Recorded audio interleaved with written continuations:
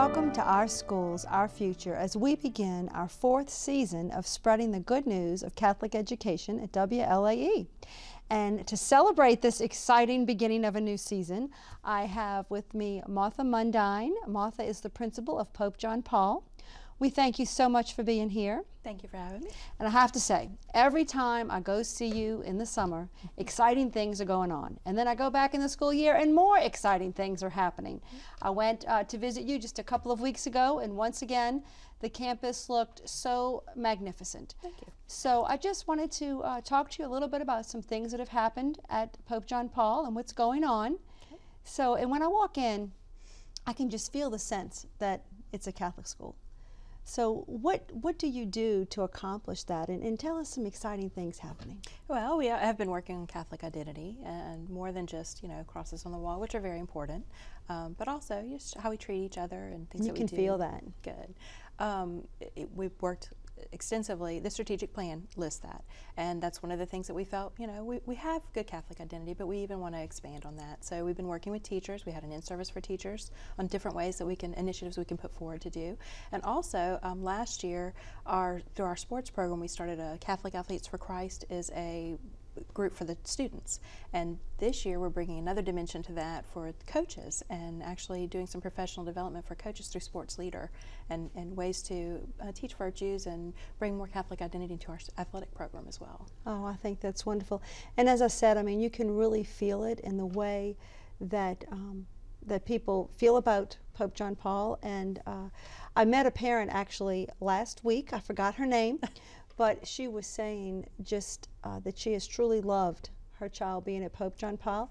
Her child just graduated, and you were telling me about some of your graduates that have gone on. Do you want to tell us a little bit about that? Sure. We've got a lot of very distinguished alums. We have a student, she's at Harvard right now. She's the head of the softball team at Harvard, captain of the softball team. We have a student who's in California at Chapman University. She just finished something last spring in Africa, a tour in Africa. We've got alumni all over the country, and actually some across the oceans. Well, that's exciting. And what you all do so well is you have that Catholic identity piece, but then you incorporate that with the strong academics so that kids are prepared. Yes, we're working right now on 21st century skills. We've been doing that last couple of years. Last year we really focused on communication and giving oral presentations and what that looked like, and communicating just as a whole. This year it's going to be collaboration. It's one of the other skills that we're working on. Well, that's constant, continual improvement. Always. And that's what's so important. One of the things, as we spoke about things happening at Pope John Paul, is going to be the integration of the 8th grade. You all are really the only Catholic high school that does not have an 8th grade. So the next year's change is going to be huge for you. Certainly. So what are some things you're doing to prepare for that? Well, this summer, the administration actually took a little retreat, and in that retreat what we did was, for 3 solid days, worked on hearing the input that's been given to us on how will this work, how will that work, and trying to figure out how it will work.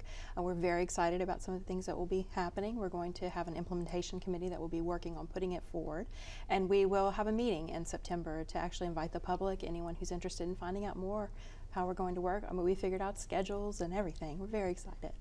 And so what are some things that you all talked about as far as the implementation, the scheduling, extracurriculars, the extracurriculars, academics, of course tuition is a big issue. How could we make that work? There are a lot of questions will be answered in September with that. Let's see, where will we, the big thing is, do you have room? Yes, we have room. Where will we put them? Where will we put 8th grade?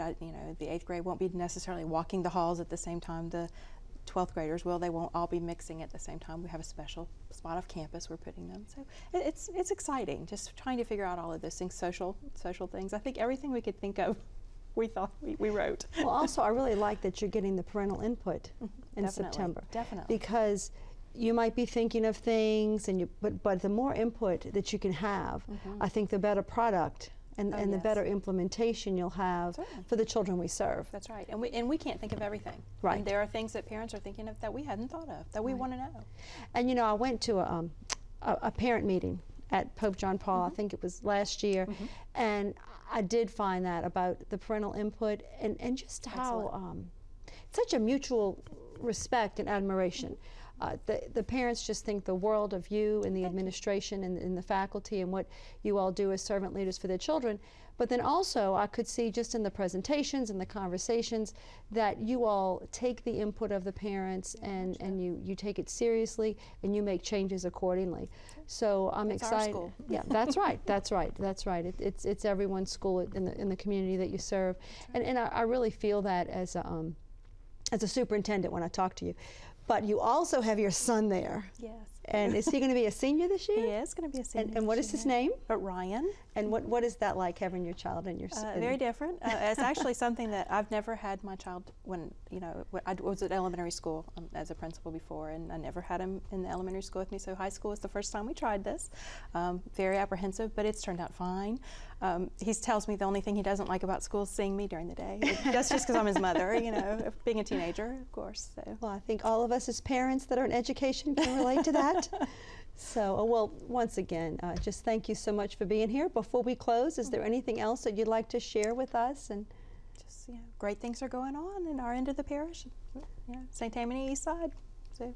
Well, good. Well, great. Well, once again, thank you for what you do. Thank you for working so closely with our feeder schools. I just want to touch on that with St. Margaret Mary and Our Lady of Lourdes. Both Bobby Oler and Bob Kiefer think the world of you and have expressed that, and they're looking forward to working with you as well as they have for many years. So once again, thank you for everything that you do for the Ministry of Catholic Education. And we will be right back. Thank you.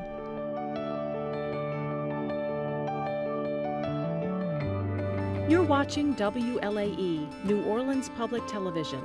Find us on Cox Channel 14, Charter Channel 11 and 711, AT&T Channel 32 and 1032, Dish TV, Direct TV, and over-the-air broadcast on Channel 32.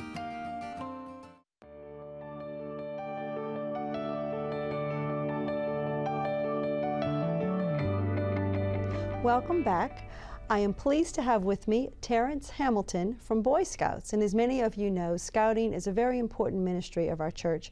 So I wanted to have Terrence here as we kick off the new school year to tell you a little bit about Scouting and the things they do, and see maybe if your child can get involved in Scouting. So Terrence, thank you so much for being here today. Thank you for having me. And you are the director of the Southeast Council, is that correct? Yes, well, Director of Field Service, or in layman's term, Chief of Operations. Oh, well, great, great. Well, I have been so honored to serve as the Roundup Chairman for last year and this year, along with Superintendent Patrick Dobar from the Recovery School District. Yes, because we want to get kids involved in Scouting. Yes, we do. And what would you say, as you look back on your years in Scouting, and I think your son's an Eagle Scout. Yes, he is. Proud of my son. And what is your son's name? My son's name is Keymon, Keymon. But you have a number of children. I do. I have my son who's 20, then I also have 3 daughters, all under the age of 3. Okay, so you have that Eagle Scout. I do have my son. Yes, I do. There you go, there you go. But I know all of your children will be involved in Scouting because it's obvious that you believe in it. Could you tell us, just in your years of Scouting, if you're a parent watching this, what would you tell that parent as far as the importance of getting their child involved in Scouting? Sure. To put it real simple, Scouting gets it right. You know, when you talk about leadership development or building character, or you talk about instilling, just the right things in a child, you want your child to be able to set goals and accomplish them. And that's what Scouting is about, Along the way, when a kid is in Scouting, his objective is to earn that next merit badge or to earn that extra rank, and all through that time, he's learning, he's growing. And it's amazing the growth that you can see. I mean, it's amazing the growth that I've seen in my son just over the weekend or over weekends or over campouts. So it's one of those programs that gets it right, and it is time well spent. And they may be learning all of those things, but from what I see, they're also having a blast. Yes, they are. Yes, what are some things that they do that if you were telling the child right now, why should they be in Scouting, what would you say to them? Because it's fun. As a parent, we do talk about, the things that it does for a child as far as character development and leadership. But as a kid, who doesn't want to shoot BB guns? Who doesn't want to shoot bows and arrows? Or as a young adult, who doesn't want to shoot shotguns? You know, who doesn't want to go camping with their friends? You know, so yes, indeed, it's very exciting for a kid. They do have a lot of fun. Well, I went to visit one of the Boy Scout camps. You did? And that was very interesting. We had the dinner there. You know, and what I saw, kids were having a great time. It was during the summer, so they were in the middle of a camp out, or a week of camp, overnight camp, and having a blast. But what I saw was a lot of people from the community involved in Scouting, and a lot of people that wanted to give back in Scouting because they saw what Scouting had done for them. Yes. Could you tell us a little bit about the many volunteers that work in Scouting, and about the mission of Scouting, and it just becomes a part of people. Right. That's what I've noticed. Right. The mission is just to instill in kids, you know, ethics and morals. And across this city, across the 11 parishes that we cover, we have about 2,000 volunteers that are involved. You know, from the board rooms that are downtown, you know, to just volunteers in your church. You know, we have a massive following. I think one of the things too that is so important for a child is for parents to be involved. Yes. So how does Scouting allow opportunities for the parents to be involved in Scouting? Sure. The greatest thing about Scouting is that it allows you to be your child's role model. You know, there's nothing like joining or being there that first night, you know, and we do ask parents to get involved. You know, we want your child to look to you. You know, so there are many ways. You know, you can be that parent who brings the cookies. You can be the cup master. You can be a den leader. It's a family program. We want the entire family involved. And how can parents get involved? And let's talk a little bit about, you know, schools starting, yes. our schools throughout the area, and particularly from my standpoint, the Catholic schools in the area are going to be opening up the Scouting to children. And right now, you're representing Boy Scouts, but Scouting throughout. Yes. And it really is, like I said, it's a ministry of our church because we want kids involved in Scouting. Yes. So tell us a little bit about the recruitment over the next couple of weeks, and then what parents need to ask their schools and what they can do to get involved. Sure. This year's campaign is being sponsored by Entergy. You know, so with their sponsorship, we're allowed to go into all of the elementary schools and churches in the area with very attractive promotional material from flyers, posters, and yard signs. So be on the lookout for those flyers, posters, and yard signs. And if you do not see them in your school or your church, you can always visit us on the web at www.bascout.org. Again, that's www.bascout.org. Okay, now suppose a school or a church doesn't have a Scouting program, and they want to get one started. Who would they contact? Would they call you? Would they? Yes, they could call our local office. We have representatives in all communities, but that telephone number will be 504-889-0388, 504-889-0388. And what we would do is we'll send a team of volunteers out there, seasoned volunteers, who will come out there to your church or to your school and help you get your program off the ground and running. You know, I have a friend of mine who's a very active Boy Scout leader, and he runs the Boy Scouts at St. Catherine of Siena. Yes. Well, his family invited my family to come and do the same thing as the Boy Scouts. Yes. And we went hiking and tent camping, and this was about maybe 5 years ago. And I have to say, when my kids reflect on their absolute favorite vacation, that was it. That's awesome. And it really was a family time. And it was a lot of fun. So, you know, when I think about the times that my son and I went camping, or the times that he went camping and I couldn't make it, I asked him, I said, son, what's your favorite camp out? And it's always the most recent one that he had. You know, so every time you go out, you know, and you're camping with the Scouts, it becomes an outdoor classroom. You're always learning. And like I said earlier in the program, you know, Scouts has it figured out. You know, we really do. Well, I have to say, just complete disclaimer, my kids had a blast. I thought it was a lot of fun, but I don't know if I'm such a tent camper. That's quite all right, you know. But it was an experience. And when you're ready to come back and you're ready to be that leader that camps, we have a training for that. We can get you ready. That's right, that's right. But it really was a lot of fun, and I strongly would encourage parents to become involved in Scouting, because, as you said, I think it can be a family coming together, but it also can be a wonderful opportunity for a child to learn so many skills, have a fun time. And in our Catholic schools, part of the Catholic ministry. So I thank you for everything you do to make the world a better place, because that's what this does. It helps children live better lifetime skills. You're right. So we thank you for all that you do, and thank you for letting me being part of this, because I've really enjoyed seeing so many people work for the greater good of the children we serve. Well, thank you for partnering with us. Yeah, well, I've enjoyed every minute of it, so thank you. Correct. And we will be right back for more Our Schools, Our Future. You're watching WLAE, New Orleans Public Television. Find us on Facebook and follow us on Twitter.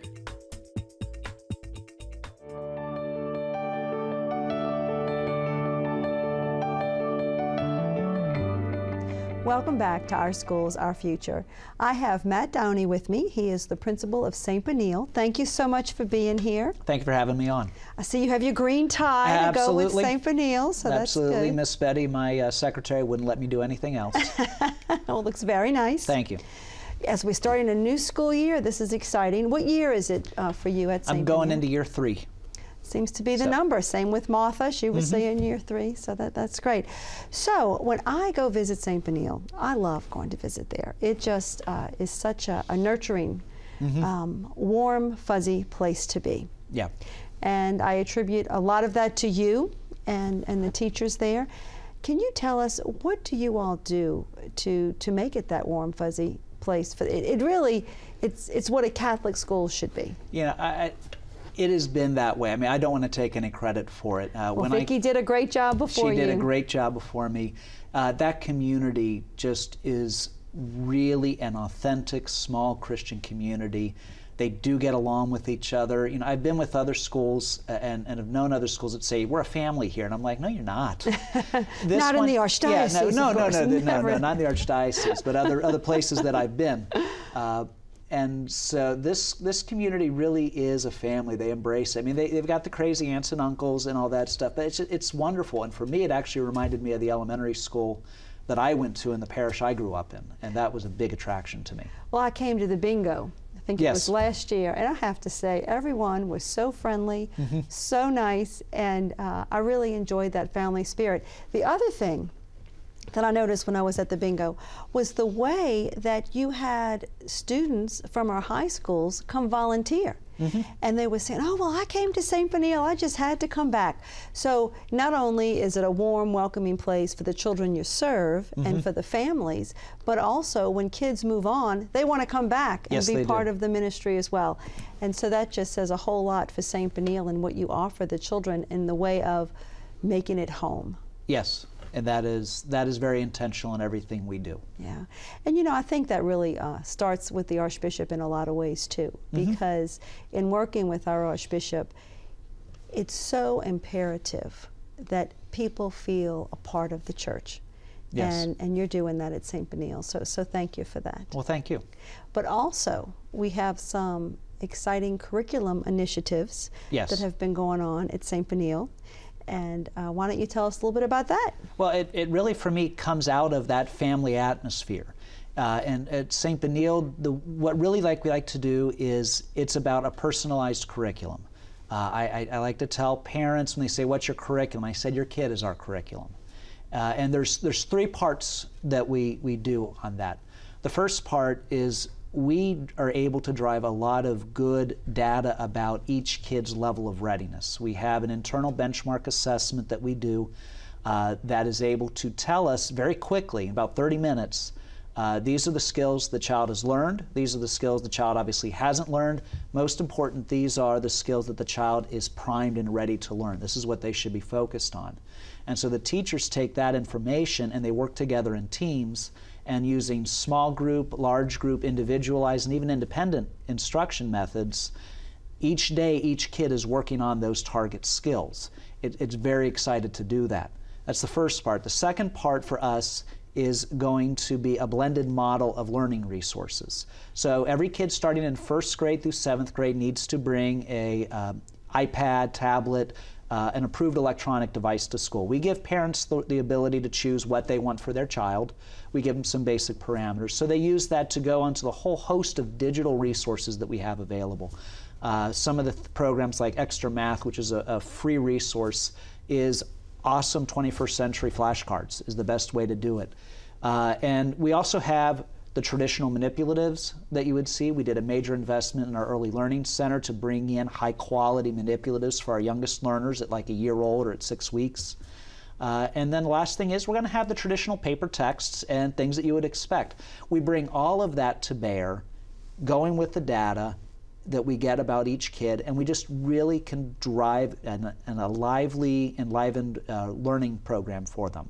And then the last part that brings us all together for us is, the skills we're focused on are going to be, we want it to be from the highest quality standards around. And what we have been able to see through our own data is that is clearly for us the Common Core standards. In fact, the data that we're able to drive through the benchmark assessment, which can show us where they benchmark from a Common Core standpoint versus a Louisiana GLE standpoint, the Common Core has about a full grade level more rigor than the Louisiana standards did. And so for us, we want to make sure we're using the most rigorous, challenging standards for the kids. When you bring it all together, it is really allowing us to drive good learning improvements for all kids. And so the highest performing kids, they're constantly being challenged.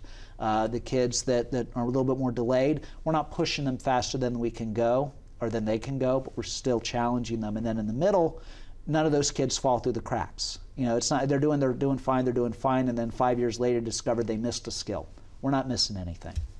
That's wonderful. So you have seen success with this. Yes, we have. We're very excited. And you have the data to show that. We do. That's great. Terra Nova results, some of our classrooms as a whole improved year to year on math computation by almost double. Wow. And so we're very, very pleased. We have a long way to go. But my faculty, who are great faculty, work very strongly with my assistant principal, Mrs. Perez, and myself, and they're really taking control of this. It's exciting as an administrator and a leader to watch them take control and take to heart this curriculum approach to really improve learning for kids. And one of the things that you've said to me is that you have such a nice partnership with Father Cooper, and he's so supportive of the school. Yes, he is. And that's a true blessing. Yeah, he's in the classrooms on a regular basis. He and I have a very good dialogue with each other.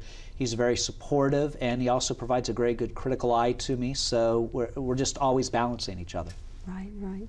And with that partnership, it really lends itself for a school to be a true Catholic school in every way it possibly can for the families and the children we serve. We're almost out of time. Okay. But I just wanted to give you a quick opportunity to tell us a little bit. You're not from here. How do you like New Orleans? I love New Orleans. I'm a Midwesterner. I'm not a Yankee. I'm from Ohio. There's a difference.